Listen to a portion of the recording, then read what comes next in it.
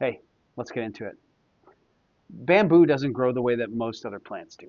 For years, you can water it, you can care for it, and watch over it, and see essentially nothing above the surface. No progress, no sign that this thing is alive at all. But underneath the surface, there's a root system that's forming. And eventually, it finally breaks through, and when it does, it grows quickly, like inches per day. And it shoots up rapidly, and what looked like no growth for a long time was actually just preparation. And that's the perspective that James wants to bring here in James 5, verse 11. Behold, we consider those blessed who remain steadfast. You've heard of the steadfastness of Job, and you've seen the purpose of the Lord, how the Lord is compassionate and merciful. James says something that doesn't always match how we naturally think. Um, he says here, we consider those blessed who remained steadfast. Not those who avoided hardship, not those who had easy outcomes in their lives, those who endured. That word blessed isn't about comfort, it's about alignment, a life that holds together under pressure. And then he gives an example, the example of Job. Job's story isn't simple, it's loss after loss, it's confusion, it's silence from God, and frustration, and questions that don't get immediate answers.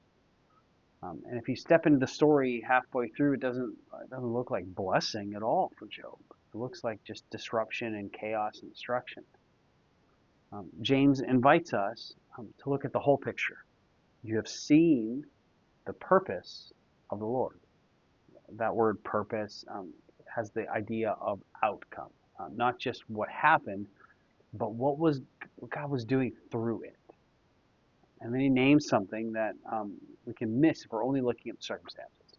Just the Lord is compassionate and merciful.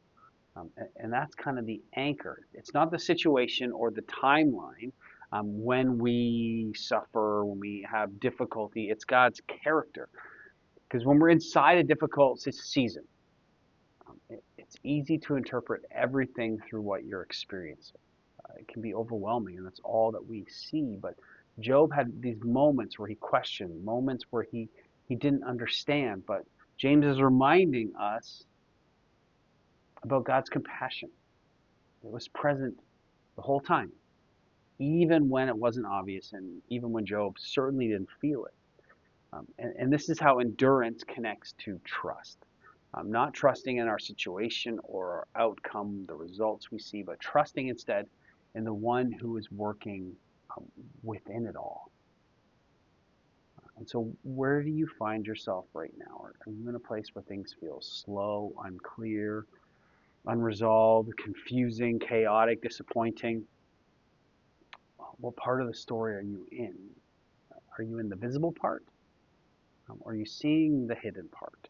What God is doing through it? And what would it look like to anchor your perspective, not in what you can see, not in these situations, but in who God has shown himself to be, time and time again, especially through Scripture?